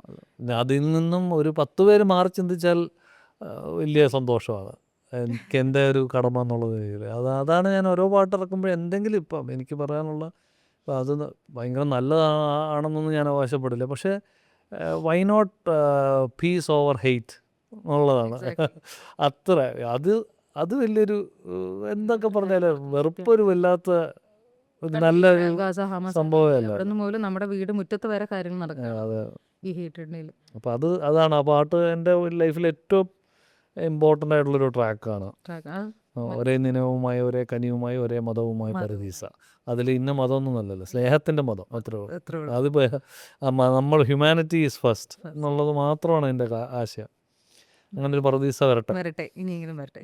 അതുപോലെ തന്നെയായിരുന്നു എനിക്ക് അത്രയും ടച്ചിങ് ആയിട്ട് തോന്നിയൊരു പാട്ടായിരുന്നു ഹോപ്പിലെ കാലം എന്ന് പറഞ്ഞ ആ പാട്ട് ഇറക്കിയപ്പോൾ. അത് സത്യം പറഞ്ഞാൽ ഇറക്കുന്ന സമയത്ത് താങ്കൾ അതിനകത്ത് എഴുതിയ 4 സ്ലൈഡിൽ എഴുതി വെച്ചിട്ടുണ്ട് താങ്കളെ ആ വ്യക്തിയെ പറ്റിയിട്ട് താങ്കൾ പറയാനുള്ള കൊച്ചുകളെ കൊച്ചേളയമ്മയെ പറ്റിയിട്ട് പറയുന്ന ഒരു കാര്യമുണ്ട്. അപ്പോൾ ഞാൻ ഐ വാസ് തിങ്കിങ് ലൈക്ക് അന്ന് ആദ്യമായിട്ട് ഞാൻ ആ വിഷ്വൽ കാണുമ്പോൾ എനിക്ക് സത്യം പറയട്ടെ എനിക്ക് കുളിര് വന്നു. ഇത് അടുത്ത കാലത്ത് ഞാൻ ഇത് കാണുമ്പോൾ, കാരണം you wrote about someone you have never met in a life but heard a lot and is loved so much. അതെ. എനിക്കും ഞാൻ പറയും എൻ്റെ ഫാമിലിയിലും ഇതുപോലെ തന്നെ എൻ്റെ മറ്റേണൽ ഗ്രാൻഡ് ഫാദറോട്ട് ഞാൻ വളരെ ക്ലോസ് ആയിട്ട് നിൽക്കുന്ന ഒരു വ്യക്തിയായിരുന്നു. 10 years since he left us. അപ്പം എനിക്കന്ന് ആദ്യം കണ്ടപ്പം അത് 2015 അദ്ദേഹം പോന്നു. അപ്പം 2018 അത് കഴിഞ്ഞിട്ട് ഇത് ഇറക്കുമ്പോഴും ഞാനിങ്ങനെ വിചാരിച്ചു, ദൈവമേ എങ്ങനെ ജോബിനെ കണ്ടിട്ടില്ലാത്ത ഒരാളെ പറ്റിയിട്ടാണ് ഇത്രയും അടുത്ത് എഴുതാൻ പറ്റുന്നത്. അതെ, ഉറപ്പായിട്ടും. അപ്പം പക്ഷേ ഞാനത് അടുത്തറിഞ്ഞിട്ടും എനിക്ക് ജോബ് പറയുന്ന കാര്യത്തിന് എനിക്ക് മനസ്സിലാക്കാൻ സാധിക്കുകയാണ്. വളരെ ഓരോ കാര്യം പറഞ്ഞിരിക്കുന്നത് സത്യമാണ്. കാരണം നമുക്ക് ചിലപ്പോൾ ഇപ്പോൾ തോന്നാം അദ്ദേഹം അവിടെ ഇവിടെ ഉണ്ടായിരുന്നെങ്കിൽ അത് എങ്ങനെ പറയുമായിരുന്നു എന്നുള്ളത് പലപ്പോഴും നമുക്ക് പല പോയിന്റിലും നമുക്ക് തോന്നിയിട്ടുള്ളൊരു ഒരുപാട് ഇൻസിഡൻസ് ഉണ്ടായിട്ടുണ്ട്. അത് സത്യം പറഞ്ഞാൽ അന്ന് കാലം എഴുതുമ്പോൾ താങ്കളുടെ കൂട്ടിലൊരു തോട്ട് പ്രോസസ്സ് ശരിക്കും എന്തായിരുന്നു? I would love to hear. കാലം ശരിക്കും പറഞ്ഞാൽ കൊച്ചളയമ്മ എന്ന് പറയുന്നത് എൻ്റെ ഗ്രേറ്റ് ഗ്രാൻഡ് ഫാദറിൻ്റെ സിസ്റ്ററാണ്. ഗ്രേറ്റ് ഗ്രാൻഡ് ഫാദറിൻ്റെ സിസ്റ്റർ. അപ്പോൾ ഞാൻ പുള്ളിക്കാരിയെ കണ്ടിട്ടില്ല. പുള്ളിക്കാരി 82-ലാണ് മരിക്കുന്നത്. ഞാൻ ജനിക്കുന്ന വർഷം പുള്ളിക്കാരി ഈ ലോകത്ത് ഇവിടെ പറഞ്ഞു പോയി. പക്ഷേ ഈ പറഞ്ഞ പുള്ളിക്കാരി സ്പിൻസ്റ്ററായിരുന്നു. She is not married. പക്ഷേ കോട്ടണൽ സ്കൂളിൻ്റെ HM ആയിരുന്നു. വെൽ എഡ്യൂക്കേറ്റഡ് അന്ന കാലത്തെ. അപ്പോൾ ആ ശരിക്കും iron lady of Kalappurakkal family എന്ന് ഞാൻ പറയും. കളപ്പുരയ്ക്കൽ ഞങ്ങളുടെ കുടുംബ പേര്. അപ്പോൾ പുള്ളിക്കാരി അന്ന് കുറേ പ്രവർത്തനങ്ങളും ഈ ചാരിറ്റബിളായിട്ടും പ്ലസ് നല്ല പ്ലാന്റേഷൻസ് ആയിട്ട് പുള്ളിക്കാരിയുടെ പൈസ സ്വരുക്കൂട്ടി വെച്ച് ലേലം പിടിച്ച് ഇങ്ങനെയൊക്കെ ഒത്തിരി ലാൻഡും ഉണ്ടായിരുന്നു. പുള്ളിക്കാരി അന്ന് ഹാർഡ് വർക്കറാണ്, സോളിഡ് ഹാർഡ് വർക്കർ, വേറെ ഒന്നും പറയാനില്ല. അങ്ങനത്തെ അതെ, പുള്ളിക്കാരി ആ സമയത്ത് കുറേ പുള്ളിക്കാരിയുടെ സഹോദരന്മാരും മക്കളും എല്ലാം സപ്പോർട്ട് ചെയ്തിട്ട് തന്നെയാണ്, അവരുടെയൊക്കെ സപ്പോർട്ടുണ്ടല്ലോ. അപ്പോൾ പുള്ളിക്കാരിയുടെ അന്തിമ ഘട്ടമൊക്കെ ആയപ്പോഴേക്കും പുള്ളിക്കാരി കുറേ ചാരിറ്റബിളായിട്ട് പുള്ളിയുടെ വസ്തു അങ്ങനെ കൊടുക്കുകയും ബാക്കി ഈ പറഞ്ഞ കണക്ക് സഹോദരന്മാരുടെ മക്കൾക്കും സഹോദരന്മാർക്കൊക്കെ ആയിട്ട് കൊടുത്തതിൻ്റെ ഭാഗമായി വന്ന ഒരു ഭൂമിയാണ് എന്നിലേക്ക് വരെ എത്തി നിൽക്കുന്ന ഒരു ലാൻഡ്, പീസ് ഓഫ് ലാൻഡ്. അത് സർക്കിൾ ഇങ്ങനെ. അപ്പോൾ നമ്മുടെ ഈവൻ ഞങ്ങളുടെ അന്നം വർഷങ്ങൾ ഞങ്ങൾ ജീവിച്ചതും ഇപ്പോഴും അതിൻ്റെ ഫ്രൂട്ട് എടുത്തുകൊണ്ടിരിക്കുന്നതുമായിട്ട് പുള്ളിക്കാരിയുടെ ഹാർഡ് വർക്ക് അതിൻ്റെ ഫലമാണ്. അപ്പം ഫാദർ എപ്പോഴും പറയുമായിരുന്നു, നമ്മൾ എന്നും കടപ്പാട് കൂടി ഓർക്കേണ്ടിയ വെച്ചാൽ പാർട്ടിഷനോ ഹെറിഡിറ്റൽ പ്രോപ്പർട്ടിയിൽ നിന്ന് മുന്നോട്ട് കൃഷി മുന്നോട്ട് കൊണ്ടുപോയി അങ്ങനെ തന്നെ വന്ന് ഞാനൊരു എത്തി നിൽക്കുമ്പോൾ എൻ്റെ ഇത് നമ്മുടെ ക്രെഡിറ്റല്ല. അപ്പോൾ ഉറപ്പായിട്ടും അത്രയും വലിയൊരു സ്ഥാനത്താണ് ഞാൻ പുള്ളിക്കാരിയെ കാണുന്നത്. അതായത് നമ്മൾ ഇത്രയും കാലം നമ്മളിങ്ങനെ നിൽക്കുന്നതിൻ്റെ റീസൺ അതാണല്ലോ. അപ്പോൾ ഫാദർ അതിനെ എപ്പോഴും വളരെ സ്മരണയോടുകൂടി പറയുകയും പുള്ളിക്കാരിയുടെ കഥകൾ പറയുകയും ശരിക്കും ഭയങ്കര ആരാധനയോടുകൂടി, കണ്ടിട്ടില്ലെങ്കിലും എനിക്ക് അങ്ങനെയാണ് തോന്നിയിട്ടുള്ളത്. അപ്പം ആസ് എൻ ആർട്ടിസ്റ്റ് അപ്പോൾ ഇപ്പോൾ ഒരു ലാൻഡ്, അവിടെ ഒരു കൊച്ചു വീടുണ്ട് ആ പ്രോപ്പർട്ടിയുടെ നടുക്ക്. അപ്പം എനിക്ക് അതെ, അത് പൊളിഞ്ഞ് കിടക്കുകയായിരുന്നു. ആദ്യം ഒന്നും സൂപ്രണ്ടിൻ്റെ വീടായിരുന്നു അത് പൊളി. അപ്പം ഞാൻ അച്ഛൻ്റെ അടുത്ത് പറഞ്ഞു, if at all you are passing over something to the next generation, എനിക്ക് എന്തെങ്കിലും ഉണ്ടെങ്കിൽ ആ ഭാഗം തന്നാൽ രൂപ. അപ്പോൾ ഞാൻ അപ്പോൾ പുള്ളി ഷുവർ എന്നുള്ള രീതിയിൽ പുള്ളി അതെനിക്കാണ് വെച്ചിരിക്കുന്നത്. അപ്പോൾ ഞാനത് അവിടെ ഒരു ചെറിയൊരു വീട് വെച്ചു. അതെൻ്റെ ഒരു വലിയ ഡ്രീം ഹോമാണ്. ഭയങ്കര ബ്യൂട്ടിഫുൾ ആ സ്ഥലം. 3 സൈഡിൽ കല്ലാറിൻ്റെ നടുക്കാണ് ആ സ്ഥലം. അപ്പോൾ അവിടെ കൊച്ചിയിലെ പണ്ട് ഞാൻ പോയി പ്രാക്ടീസൊക്കെ ചെയ്യുമായിരുന്നു. പൊളിഞ്ഞ വീട്ടിൽ നടുക്ക് പോയി ശ്രുതിപ്പെട്ടിയൊക്കെ വെച്ച് ഭയങ്കര ഒരു നേച്ചർ ഫ്രണ്ട്ലി സ്ഥലം. അപ്പോൾ ഞാനന്ന് അതൊരു അറ്റ്ലീസ്റ്റ് ലിവബിളായിട്ട് നല്ല രീതിയിൽ എസ്തെറ്റിക്കലി എനിക്കിഷ്ടമുള്ള രീതിയിൽ ചെയ്തെടുത്തു. വർഷങ്ങളെടുത്തു ചെയ്യാൻ. ലോൺ എടുക്കാതെ ചെയ്യണമെന്നൊരു വാശി പതുക്കെയാണ് ചെയ്തത്. ചെറിയൊരു വീട്, 700 സ്ക്വയർ ഫീറ്റേ ഉള്ളൂ. ഒരു മുറിയും അപ്പോൾ ഇടയ്ക്ക് എനിക്ക് പോയി നിൽക്കാനും. അപ്പോൾ അത് ചെയ്ത് തീർത്തത് ലിറ്ററലി അത് എല്ലാം പുള്ളിക്കാരിയുടെ ഒരു ബ്ലെസ്സിങ് ആയിട്ടാണ് ഞാൻ. അപ്പോൾ ആ കാലത്തിൽ I just imagine that she is come to see me. അവിടെ വന്ന് പുള്ളിക്കാരിയുടെ ഹാർഡ് ആൻഡ് സ്ഥലത്ത് വന്ന് അല്ലെങ്കിൽ അവിടെ വന്ന് അത് കണ്ടുപോകുന്നു സന്തോഷത്തോടെ. We have kept it well എന്നുള്ള ഒരു ഒരു ഇമാജിനേഷൻ, ഒരു ഫാൻറ്റസിയിൽ നിന്നും ഒരു ഗ്രാറ്റിറ്റ്യൂഡൽ നോട്ടായിട്ട് ദാറ്റ്സ് എ ബ്യൂട്ടിഫുൾ ഗ്രാറ്റിറ്റ്യൂഡ് എന്ന് വെച്ചാൽ അത് അത് നമുക്ക് കാണുമ്പോഴും തോന്നുന്നുള്ളതാണ് എനിക്കും അത് അടുത്ത തലമുറയിലേക്ക് നമുക്കത് ഇരിക്കാൻ പറ്റും. എത്തിക്കണം. ഇങ്ങനെ ഒരാൾ ജീവിച്ചിരിപ്പുണ്ടായിരുന്നു, അത് അവരുടെ hard and sweat and blood ആണ് നമ്മളിലേക്ക് എത്തിയത്. കാരണം അത് നമ്മൾ ആ വീഡിയോ കാണുമ്പോഴൊക്കെ നമ്മളിങ്ങനെ ആയിരിക്കും ദൈവമേ, കാരണം ഞാൻ പറഞ്ഞില്ലേ നമുക്ക് അത്രയും റെസ്പ്രിക്കേറ്റ് ചെയ്യാൻ പറഞ്ഞില്ല. നമുക്കത് പലപ്പോഴും നമുക്കിങ്ങനെ ആലോചിക്കും കാണാ- ട്രൂ. കാരണം നമ്മൾ പോലും നമ്മൾ പലപ്പോഴും ആലോചിക്കും ദൈവമേ ഈശ്വര എത്ര കറക്റ്റ് ആയിട്ടാണ് താങ്കൾ കണ്ടിട്ടില്ലാത്തൊരു വ്യക്തി പറ്റി ഇത് പറയുന്നത് കേട്ടോ. നമ്മൾ വിചാരിച്ചു, ഈശ്വര ഇതെങ്ങനെ ഇങ്ങനെ പറയാൻ പറ്റും, കാരണം നമ്മൾ കണ്ടിട്ടാണ് ഇത്രയും പറയുന്നത്. And it is A beautiful gratitude you can അതെനിക്ക് ഞാൻ എന്നും വിചാരിക്കും എന്തെങ്കിലും ഒരിക്കൽ ശരിക്കും പുള്ളിക്കാരി വന്നെങ്കിൽ ഒരു പ്രാവശ്യം. അയ്യോ ശരി, കേൾക്കുമ്പോൾ ഒരു സ്പൂക്ക് ചെയ്ത് ഫീൽ ചെയ്യുമെങ്കിലും ഞാൻ ചില സമയത്ത് അവിടെ ഇരിക്കും പറയും ശരിക്കും വരുമോ, ഒരു ദിവസം വന്നിരുന്നേ കൊള്ളായിരുന്നു. എനിക്ക് അങ്ങനെ തോന്നിയ ഒറ്റ കേസാണത്. ഞാൻ അങ്ങനെ വൈൽഡർ ഇമാജിനേഷനൊക്കെ കലാകാരന്മാർക്ക് വെരി ട്രൂ. എനിക്ക് പേടിയൊക്കെ ഉള്ള കൂട്ടത്തിലാണ്. എന്നാലും I have once felt that like വരട്ടെ പുള്ളിക്കാരി എങ്ങനെ നമ്മൾ ഈ പറയുന്ന നമുക്ക് ആത്മാക്കൾ ജീവിക്കുന്നെങ്കിൽ ഒരു ദിവസം വന്നാൽ ഒന്ന് കണ്ടാൽ കൊള്ളാം പഹയത്തി ഇത്രയൊക്കെ കാലഘട്ടത്ത് ചെയ്യാന്ന് പറഞ്ഞാൽ എളുപ്പമല്ലേ. ഇന്ന് ഇപ്പം നമുക്ക് ഇന്നത്തെ പോലെ ഒരു എന്താ പറയുക സ്ത്രീകളുടെ അന്നത്തെ ചുറ്റുപാടൊക്കെ അല്പം കൂടെ മോശമായിരുന്ന കാലഘട്ടം, പണ്ടത്തെ കാലഘട്ടമല്ല. ആ ഒരു വോയിസ് ഇതിൻ്റെ ഇന്നുള്ളതിൻ്റെ പകുതി പോലും ഇല്ലായിരുന്നൊരു കാലഘട്ടത്തിൽ ഇത്രയും she can do. How did she might have managed all of this? ചിലപ്പോൾ നമുക്കിങ്ങനെ അല്ല ഉറപ്പായിട്ടും എനിക്ക് തോന്നുന്നു അതിൽ ഒരു പരിധി വരെ അന്ന് പുള്ളിക്കാരി ബ്രദേഴ്സൊക്കെ സപ്പോർട്ട് ചെയ്തതാണ്, എൻ്റെ ഗ്രാൻഡ് ഫാദർ ഉൾപ്പെടെ എൻ്റെ ഗ്രേറ്റ് ഗ്രാൻഡ് ഫാദർ ഉൾപ്പെടെ. അപ്പോൾ ചിലപ്പോൾ അതൊക്കെ ആയിരിക്കും. കാരണം നമുക്ക് ആ പാട്ട് എന്നും എൻ്റെ ഫാദർ എൻ്റെ അച്ഛൻ പറയും നീ ചെയ്തതിൽ എൻ്റെ എന്നും സ്പെഷ്യൽ ഫേവറേറ്റ് ഇത് തന്നെ. വേറെ എന്ത് വേണം കേൾക്കാൻ, സത്യം ഞാൻ ഭയങ്കരമാണ് വീഡിയോ ഉൾപ്പെടെ അവിടെ ഇപ്പോഴും കാണുമ്പോൾ ലാസ്റ്റ് ആ കാളവണ്ടി പെട്ടെന്ന് പുള്ളിക്കാരി വരുന്നതും ഒക്കെ വരുമ്പോൾ സത്യം അത് എനിക്കറിയില്ല. അതിൽ വീഡിയോസിൽ ചിലപ്പം എന്തെങ്കിലും ടെക്നിക്കൽ നമ്മളുടെ പ്രശ്നങ്ങളൊക്കെ ഉണ്ടായി കാണാം. ഞങ്ങൾ എന്താ പറയുക, ഞാൻ എൻ്റെതായ കാഴ്ച ഫൈനൽ ഔട്ട്പുട്ട് പക്ഷെ എന്നിരുന്നാലും അതിൻ്റെ ഒരു ഹാർട്ട് അവിടെ ഉണ്ട്. ഇല്ല എനിക്കത് അപ്പം നമുക്കിപ്പം താങ്കൾ എഴുതുന്ന 4 സ്ലൈഡിലോ അല്ലെങ്കിൽ താഴെ എഴുതിയിരിക്കുന്ന താങ്കളുടെ ഡിസ്ക്രിപ്ഷൻ, ഓരോ പാട്ടിനും താഴെയുള്ള ഡിസ്ക്രിപ്ഷൻ എന്നും വളരെ ഇഷ്ടപ്പെട്ട ഭയങ്കര വ്യക്തിയാണ് പിന്നില്ലേ.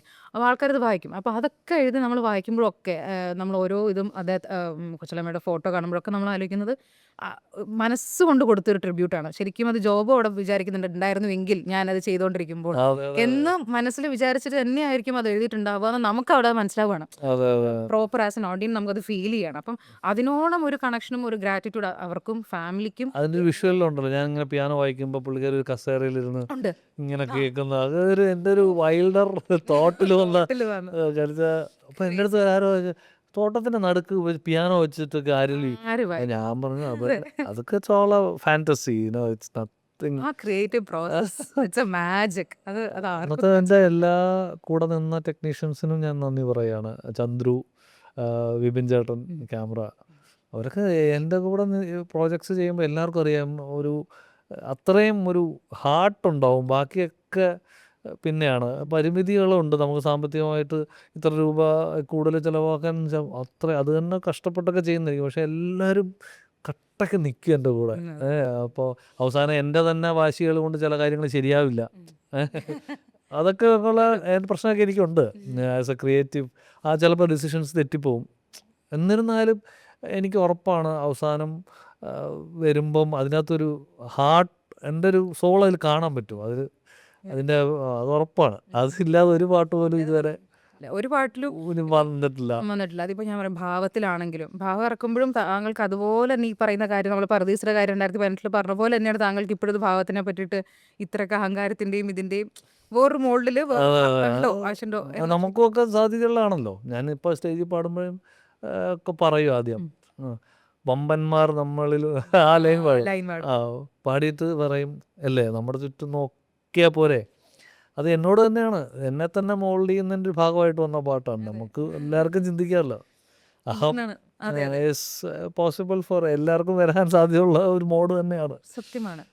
അതും ഞാനിപ്പം ഈ പറയുന്ന പാട്ടിനെ പറ്റിയിട്ടൊക്കെ ഇരിക്കുമ്പോൾ ഞാൻ ആലോചിക്കുന്ന മറ്റൊരു കാര്യം വെച്ചാൽ താങ്കളുടെ പാട്ടിൽ മലയാളത്തിൻ്റെ ഒരു സോൾ എന്ന് പറയുന്നൊരു സംഭവം, അതിൻ്റെ ഒരു ആത്മാവുണ്ടാവും, അല്ലെങ്കിൽ വളരെ ഫോക്കായിട്ട് കിടക്കുന്നൊരു സ്പേസ് ഉണ്ടാവും. ഈ പറഞ്ഞ പോലെ എന്നാൽ അത് അതിനോടൊപ്പം തന്നെ ഈ പറഞ്ഞ പേഴ്സണൽ സംഭവങ്ങളൊക്കെ ഉണ്ടാവും. പക്ഷേ ഇതിൻ്റെയൊക്കെ ഒരു ടൈമിംഗ് ഉണ്ട്. വല്ലാത്തൊരു ടൈമിങ്ങിലാണ് ഇത് ഇറക്കുന്നുണ്ടാവുക. അല്ല അതിന് വളരെ സംയോജിതമായിട്ടായിരിക്കും ഇറക്കുന്നുണ്ടാവുക. അങ്ങനെയുള്ള കുറേ ഒരു ഡിസിഷൻ പ്രോസസ് അല്ലെങ്കിൽ ഒരു മൊത്തം ഒരു പ്രോസസ്സ് ഉണ്ടല്ലോ. ശരിക്കും ഈ എൻ്റെ മനസ്സിൽ ഈ ഒരു വിഷയം ഞാൻ ചിലപ്പോൾ പത്രത്തിൽ വായിച്ചൊരു ചുമ്മാ ഒരു റാൻഡം തോട്ടായിരിക്കാം. അല്ലെങ്കിൽ ആരെങ്കിലും എൻ്റെ അടുത്ത് ഞാൻ ഇതുപോലെ ചിലപ്പോൾ കണ്ടപ്പോൾ സംസാരിച്ച എന്തെങ്കിലും ഒരു കാര്യത്തിൽ നിന്നായിരിക്കും എനിക്കൊരു തോട്ട് വന്നിട്ടുണ്ടാവും. പക്ഷേ ഇതെല്ലാം കണക്ട് ചെയ്ത് ജോബ് അതിൻ്റെ ഒരു സംയോജിതമായിട്ട് ഇറക്കുന്ന ഒരു സംഭവമുണ്ട്. അപ്പോൾ ആ ഒരു ക്രിയേറ്റീവ് പ്രോസസ്സിൽ അതിൽ താങ്കൾ എങ്ങനെയാണ് അതിനെ ചിന്തിച്ചെടുക്കുന്നത്? ശരിക്കും എങ്ങനെയാണ് അതങ്ങനെ അതൊരു വന്ന് പെടുന്നതാണ്? ഈ സമയത്ത് ഇന്ന് ഇറക്കണം എന്ന് വിചാരിച്ചിട്ടുണ്ടാവില്ലായിരിക്കാം, അല്ലെങ്കിൽ ഈ സമയത്ത് ഇതായിരിക്കാം ഇറക്കേണ്ടത് എന്നുള്ള വിചാരിച്ചിട്ടുണ്ടായിരിക്കാം. Might have happen, might not have happen. പക്ഷേ അതിൻ്റെ ഒരു പ്രോസസ്സ് ശരിക്കും ആ ഒരു ചിന്തയുടെ പ്രോസസ്സ് ശരിക്കും എങ്ങനെയാണ് നടന്നിട്ടുള്ളത്? അതൊക്കെ ഈ പറഞ്ഞ ചിലതൊക്കെ ഇങ്ങനെ വൈകി വൈകി പോകുന്നത് അവിടെ എത്തുമ്പം ആ സമയത്ത് വന്ന് വീഴുന്നതായിരിക്കാം. കാരണം വെച്ചാൽ ഞാൻ വിശ്വസിക്കുന്ന ഓരോ പാട്ടിനും അതിൻ്റേത് ഒരു സമയത്ത് അത് പുറത്തിറങ്ങുക. അപ്പം ചില സമയത്ത് തോന്നും വൈകിപ്പോയി. എന്നിരുന്നാലും അത് ഇറങ്ങുക എന്നുള്ളതാണ് important. Ultimately it has to come out. പലപ്പോഴും നമ്മുടെ ക്രിയേറ്റീവ് ബ്ലോക്കിൽ തന്നെ നമ്മൾ കുടുങ്ങും. കാര്യം നമ്മളെ ഇതൊരു സിനിമ പോലൊരു അങ്ങനത്തെ ഒരു പ്ലാറ്റ്ഫോം അല്ലല്ലോ. നമ്മൾ തന്നെയാണ് നമ്മുടെ ഡിസിഷൻ മേക്കർ. നമ്മൾ തന്നെയാണ് ഇതെല്ലാം ചിന്തിക്കേണ്ടതും. അപ്പോൾ തെറ്റുകൾ സ്വാഭാവികമായിട്ടും കൂടുതൽ. അപ്പോൾ റെസ്ട്രിക്ഷൻസും ഇല്ല. അപ്പോൾ നമ്മൾ തന്നെ വിചാരിക്കും ഇത് ഇനി വേണോ, ഇത് ശരിയായില്ല. പക്ഷെ കുറേ കഴിയുമ്പോൾ നമ്മൾ മനസ്സിലാവില്ല, അത് പുറത്തേക്ക് പോട്ടെ.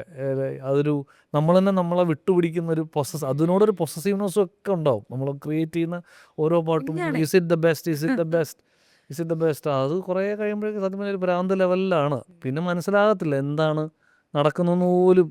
സത്യം എൻ്റെ പാട്ടുകളൊക്കെ ലാസ്റ്റ് ഫേസിലൊക്കെ ഇതെന്താ ഇതിപ്പോൾ എങ്ങനെയാണ് കേൾക്കുന്നത് അങ്ങനെ മനസ്സിലാകത്തില്ല. അത്ര പ്രാവശ്യം ആയി കഴിഞ്ഞിരിക്കും. അപ്പോഴാണ് നമ്മളെ ടെക്നീഷ്യൻ ഫ്രണ്ട്സ് അത് ഇപ്പം റെക്സേട്ടനൊക്കെ എന്നെ ഒത്തിരി ഹെൽപ്പ് ചെയ്തിരുന്നു അതിൽ. കാരണം എടോ ഓക്കെയാണ്, തനിക്ക് എന്നെ വിശ്വാസമില്ലേ, ഇത് ഓക്കെയാണ്, ഇറക്ക്. അത് ഇങ്ങനെ പിടിച്ചോണ്ട് നിന്നിട്ട് കാര്യമില്ല, അത് എവിടെയെങ്കിലും നമ്മൾ സ്റ്റോപ്പ് ഇടണം. അപ്പോൾ ശരി പുള്ളി പറഞ്ഞാൽ ഞാനൊന്ന് ചിന്തിക്കും. കാരണം പുള്ളിയോട് എനിക്ക് അത്രയ്ക്കൊരു ഇത് അപ്ലുക്ക് ഹെം. അപ്പോൾ അങ്ങനെയൊക്കെ പലരും എൻ്റെ ഓഫ് കോഴ്സ് ഫാമിലിയും എല്ലാവരും പറയും അങ്ങനെയൊക്കെയാണ് തീരുമാനിച്ച് ഇറക്കുന്നത്. അതെങ്ങനെയൊക്കെയോ കറക്റ്റ് ഒരു സമയത്തിന്. പിന്നെ ഒരു കാര്യം മാത്രം ഞാൻ ശ്രദ്ധിക്കണമെന്ന് വെച്ചാൽ ഇപ്പോൾ വലിയ വലിയ പ്രോജക്ട്സ് റിലീസിൻ്റെ കൂടെ ക്ലാഷസ് ഉണ്ടാകാതിരിക്കുക. അത്ര മാത്രമേ ഞാൻ ചിന്തിക്കുള്ളൂ. ഇപ്പം നമ്മളൊരു വലിയ പടം ഇറങ്ങുകയാണ്, ഒരു ആ ആഴ്ച വീക്കെൻഡ് നമ്മൾ ആ പാട്ട് ഇറക്കിയിട്ട് കാര്യം. ഞാൻ പറഞ്ഞു ഇത് ടൈമിംഗ് എന്ന് പറഞ്ഞാൽ താങ്കൾ ഉദ്ദേശിച്ച ടൈമിംഗ് അല്ല ഞാനിപ്പോൾ പറയുന്നത്, എനിക്കറിയാം. ഇത് ജസ്റ്റ് അതിൻ്റെ ഒരു പ്രാക്ടിക്കൽ ഫ്രെയിമിംഗ് സംഭവം. അത് അല്ലാതെ ഇപ്പോൾ മ്യൂസിക്കിന് അങ്ങനെ ഒരു ടൈമോ ഇന്ന സാഹചര്യം അങ്ങനെയൊന്നും ഇല്ല. അതങ്ങ് ഏത് കാലത്തും നമ്മളുടെ ഇമോഷൻ മുന്നോട്ട് പ്രസൻറ്റ് ചെയ്യുക എന്നുള്ളത് മാത്രമാണ്. ചിലതൊക്കെ ഈ 5 കൊല്ലമൊക്കെ എടുക്കുന്നത്. അത് നീഴലിലൊക്കെ 5 കൊല്ലമാണ്. 5 കൊല്ലമായി അതിൻ്റെ പണികൾ. അപ്പം ഞാനിത് ഇറക്കണോ ഇങ്ങനെ, ഇതിപ്പം ഇമോഷൻ. പക്ഷെ കുറേ കഴിയുമ്പോൾ നമുക്ക് തന്നെ മനസ്സിലാവും അതിലെവിടെയോ ഒരു ട്രൂത്ത് ഉണ്ട്. ധൈര്യമായിട്ട് ഇറക്ക്. എനിക്ക് നന്നായിട്ടത് വന്നു എന്ന് വെച്ചാൽ അതിൽ ശരിക്കും നിഴലിൽ കാസ്റ്റിങ്ങിലോട്ട് വരുമ്പോൾ മനസ്സിലാരെങ്കിലും ഉണ്ടായിരുന്നോ? വേണുങ്കളിലായിരുന്നു. വേണുങ്കളിനെ വെച്ചിട്ട് ചെയ്യാനാണ് ഇരുന്നത്. നമ്മുടെ ചേട്ടൻ നന്നായിട്ട് ചെയ്തു ഇല്ലെന്നുള്ള വേണുങ്കളിനെ വെച്ചിട്ട് അത് ഐഡിയ എല്ലാം ഉണ്ടായിരുന്നത്. കാര്യം ആംഗിളായിട്ട് മാനസികമായിട്ട് ഞാൻ അത്ര അടുപ്പമുള്ള ആളാണ്. അപ്പോൾ പുള്ളിയെ വെച്ചിട്ട് ചെയ്യണം എന്നായിരുന്നു. അപ്പോൾ പുള്ളിയുടെ വിയോഗം പരിചയമല്ല, ഞാൻ പകുതി ആ വീട്ടിലാണ് വളർന്നത്. അവിടെ അങ്കിളുടെ മകനും ഞാനും ഇൻറ്റിമേറ്റ് ഫ്രണ്ട്സാണ്. അപ്പോൾ പുള്ളി എൻ്റെ വീട്ടിലും ഞാൻ ആ വീട്ടിലുമാണ്. അപ്പോൾ ചൈൽഡ്ഹുഡ് ഇസ് എ പാക്കേജ്. ഞങ്ങൾ രണ്ടുപേരും എപ്പോഴും ഒരുമിച്ചും. അപ്പോൾ അങ്കിളിനെ വെച്ച് തന്നെ ചെയ്യണം എല്ലാം തീരുമാനിച്ചതാണ്. പക്ഷേ ഇപ്പോൾ പുള്ളി പോയതോടുകൂടി ഞാൻ സത്യം പറഞ്ഞാൽ വേണ്ടാന്നുള്ള. പിന്നെയാണ് എല്ലാവരും ഇവൻ ഉണ്ണിയും മകനും ഒക്കെ പറഞ്ഞു എടാ അങ്ങനെയല്ല വിടരുത്, അത് ചെയ്യണം. അപ്പോൾ ആരെന്ന് ആലോചിച്ചപ്പോഴാണ് ടി.ജി. രവി സാറിനെ മനസ്സിൽ വന്നത്. ഞാൻ വന്നിട്ട് സാറിനെ പോയി കണ്ടപ്പോൾ സാറിനും അത് റിലേറ്റ് ചെയ്യാൻ പറ്റി അതിൻ്റെ വിഷയവും. പിന്നെ അങ്കിൾ ചെയ്യാനായിരുന്നാണോ പുള്ളി, അവരൊക്കെ തമ്മിലുള്ള മ്യൂച്വൽ റെസ്പെക്റ്റും ആണോ വേണു ചെയ്യായിരുന്നാണോ ഞാൻ നോക്കാൻ ശ്രമിക്കും. പക്ഷെ അതത്രയും ഇവരൊക്കെ തമ്മിലുള്ള ഒരു കോംപ്രമൈസറി ആ റെസ്പെക്റ്റും ഒക്കെ നമുക്കതിൽ വ്യക്തമാണ്. എനിക്ക് പേഴ്സണലി ഫീൽ ചെയ്തത് ഞാൻ ആദ്യം കണ്ടപ്പോൾ എനിക്ക് പെട്ടെന്ന് എനിക്ക് എന്തെന്നറിയില്ല, ഞാൻ ആദ്യം ആ സോങ് ഇറങ്ങി അന്ന് തന്നെ എന്ത് കാണുമ്പോൾ ഒരു മുടി വീണു ചെയ്യാൻ പറ്റുന്ന ഒരു ഇതായിരുന്നല്ലോ. അങ്ങള് പക്ഷേ actually Ravi sir also did a great tribute to him and to the role as well. ഉറപ്പാണ് സാറിന്റെ മുഖം തന്നെ പല കഥകൾ പറയുന്ന മുഖമാണ്. അയ്യോ എന്തിങ്ങനെ മാറി മറിയായിരുന്നു. ഞാൻ അതിന്റെ റിലീസിന്റെ നിങ്ങളുടെ ആ ഒരു വീഡിയോ കണ്ടപ്പോഴൊക്കെ സാറ് വളരെ ഹാപ്പി ആയിട്ടാണ് ഉള്ളിൽ അങ്ങ് തട്ടിട്ടാണ്. അതെ അതെ അതെ അപ്പം സാറ് ശരിക്കും ഭയങ്കര ഒരു മാനസികമായ ഒരു അടുപ്പം ആയിപ്പോയി സാറോട്ട്. അതുകൊണ്ട് ഇപ്പോഴും നമ്മൾ ആ സ്നേഹം കീപ്പ് ചെയ്യുന്നുണ്ട്. പുള്ളിക്കും വളരെ സന്തോഷത്തോടെ പുള്ളി അതിൽ ഭാഗമായത്. നമ്മുടെ ഒരു എഫേർട്ടും ആ ദിവസമൊക്കെ ഞാൻ മറക്കത്തില്ല ഒരിക്കലും. അത്രയും ഹീസ് 80+ ആൻഡ് പുള്ളിയുടെ എനർജി ലെവലെന്ന് പറഞ്ഞാൽ നമ്മൾ തോറ്റു പോകും. നമുക്കൊന്നും അടുത്ത് നിൽക്കാൻ പറ്റത്തില്ല. ഞാനിപ്പോഴും ഓർക്കുന്നില്ല സാറിങ്ങനെ നിൽക്കുക ലാസ്റ്റ് ആ വഴിയിൽ ഇങ്ങനെ ഷൂട്ടിനിടയ്ക്ക് ബ്രേക്ക് വന്നപ്പോൾ ഞാൻ ഓടിക്കൊരു കസേര ഇങ്ങനെ എടുത്തുകൊണ്ട് വരികയാണ്. എനിക്ക് ഇപ്പോൾ നിൽക്കുന്ന കണ്ടിട്ട് അടുത്തോണ്ടപ്പോൾ തനിക്കാ പ്രായത് എനിക്കല്ല എന്ന് പറഞ്ഞു. അപ്പോൾ താനിരുന്നോളാം എനിക്ക് കസേരയൊന്നും വേണ്ട. അപ്പം എനിക്ക് മനസ്സിലായി ഈ മുതലുകളൊക്കെ വേറെ ജന്മാണ് സ്കീമാണ്. നമുക്കൊന്ന് ഞാനപ്പോഴേക്കും എനിക്ക് അയ്യോ പുള്ളി ആ റെസ്പെക്റ്റ് എൻ്റെ ഒരു ഇതിൽ ഞാനങ്ങ് ചെന്നത്. അപ്പം അതത്രയും ഫയറാണ് ഇപ്പോഴും അവരുടെ ഓരോ കാര്യങ്ങൾ ചെയ്യുന്നതിനോട്. അത് ആ തലമുറയായിട്ട് മുട്ടാൻ പറ്റില്ല എന്ന് എനിക്ക് തോന്നുന്നത്. ഒരിക്കലും പറ്റില്ല. കാരണം അതിപ്പോ ആരെടുത്ത് നോക്കുള്ളൂ ഇന്നസെന്റ് സാറാണ് അവരൊക്കെ വേറെ വേണ്ടി പിന്നെ അവരുടെ ലൈഫിനൊക്കെ അവർ കാണുന്നതിൻ്റെ ഒരു കാഴ്ചപ്പാടേ വേറെയാണ്. ഭയങ്കരമാണ്. അങ്കിള് വേണുങ്ങളൊക്കെ എനിക്കിപ്പോഴും ഓർമ്മയുണ്ടല്ലോ ടുവേർഡ്സ് ലാസ്റ്റ് സ്റ്റേജിൽ എന്ത് പ്രാക്ടിക്കലായിട്ടാണ് അതായത് വരുന്ന മരണത്തെയോ അല്ലെങ്കിൽ അസുഖത്തെയൊക്കെ കണ്ടിരുന്നതെന്നുള്ളത് എനിക്കറിയാം. ഭയം എന്ന് പറഞ്ഞൊരു സാധനം തെല്ലുമില്ല. ഒരു വേറെ പരിപാടിയാണ് എന്ന് വെച്ചാൽ ഇനി എത്ര ദിവസം ഉണ്ടെങ്കിൽ അത്രയും ദിവസം ഞാൻ എന്തെങ്കിലും ചെയ്യും. അങ്ങനെയാണ് കാവാലം നാരായണപ്പണിക്കർ സാറുമായിട്ടും കുറേ ഇരിക്കാനുള്ള ഭാഗ്യം ഉണ്ടായിരുന്നു. സാറൊക്കെ ഒരു രക്ഷയില്ല. ഇതുപോലെ എൻ്റെ ഷുഡ് സെലിബ്രേറ്റ് മൈ ഫ്യൂണറൽ എന്നാണ് നോബഡി ഷുഡ് ക്രൈ. അത് പറയുന്നത് നമ്മുടെ അതായത് ആഘോഷമാക്കണം എൻ്റെ മരണം എന്ന് പറയുന്ന ഒരു മൈൻഡ് സെറ്റാണ്. അത് ഞങ്ങളവിടെ സാറിൻ്റെ ചടങ്ങിന് ചെല്ലുമ്പം ശിഷ്യന്മാരുൾപ്പെടെ പാടുകയാണ് ആരംഭത്താരംഭത്തേരംഭത്തേരംഭം എന്നൊക്കെ പറഞ്ഞ് അങ്ങളൊക്കെ പാടുകയാണ്. ഞാൻ ഇത് മരണ ചടങ്ങ് അപ്പം ഞാൻ ഭയങ്കര വിഷമിച്ചാണ് ഞാൻ അവിടെ ചെല്ലുന്നത്. സാറുമായിട്ടൊരു അടുപ്പം ഞാനും അതിലേം ചെല്ലുമ്പം നോക്കുമ്പം there is A huge celebration going on. അതൊക്കെ എന്താ സ്കീമെന്നാണ്. അപ്പം നമ്മളൊക്കെ ഞാൻ വളരെ ലോലനാണെന്നും ഒത്തിരി പേടിയൊക്കെ നമുക്കുണ്ട്, ആൻസൈറ്റീസും. അപ്പം ഞാൻ ഈ മുതലുകൾ എന്താണ് ഞാൻ പഠിച്ചുകൊണ്ടിരിക്കുക. ഇവരിങ്ങനെ അവർ പറയുന്നത് ചെയ്യാനുള്ളതൊക്കെ ചെയ്തു കഴിഞ്ഞു, ഇനിയും ചെയ്യും. What is there uncle to weep we have celebrated, we have done, contributed, we don't have any regrets. അതാണ് ഇവരുടെ തോട്ട്. അപ്പോൾ അങ്കിളൊക്കെ ലാസ്റ്റ് വെന്റിലേറ്ററിന് സാധനം ഇടാതെ സമ്മതിച്ചിരുന്നില്ല. എന്ന് വെച്ചാൽ I hate it, please don't. ആ ക്രൂരത എന്നോട് ചെയ്തതെന്നുള്ളതാണ് പുള്ളിയുടെ കാഴ്ചപ്പാട് വന്നിരുന്നത്. അപ്പോൾ അതായത് ജീവിതം അങ്ങനെയാണ് കണ്ടിരുന്നത്. അതായത് ആസ് എന്താ പറയുക ഒരു ആർട്ടിസ്റ്റ്, ആസ് എ ഹ്യൂമൻ ചെയ്യാനുള്ള കടമ കോൺട്രിബ്യൂട്ടഡ് എ ലോട്ട്. ഇനി എന്താ ചെയ്യേണ്ടതെന്ന് ചോദിച്ചാൽ കിട്ടിയ ഒരു ദിവസമാണെങ്കിൽ അതിലും ചെയ്യും. ആ ഫയർ ബ്രാൻഡ്സ് ആണ് അതൊക്കെ. അപ്പം ഞാനതൊക്കെ കണ്ടതിൻ്റെ ഒരു ഗുണം എനിക്ക് ഇല്ല. പക്ഷേ അറ്റ്ലീസ്റ്റ് ഞാൻ ചിന്തിക്കുക ഒരിക്കലെങ്കിലും അങ്ങനെയൊക്കെ ചിന്തിക്കാൻ പറ്റിയിരുന്നെങ്കിൽ ഞാൻ ആലോചിക്കാറ്. എനിക്കൊന്നും ഇപ്പോൾ ഞാനിപ്പോൾ അതിനെ ഭാവമൊക്കെ സത്യം പറഞ്ഞാൽ അത് അവർക്കുള്ള ഒരു ട്രിബ്യൂട്ട് പോലെയാണ്. അങ്കിളിനും കാവാല സാറിനും.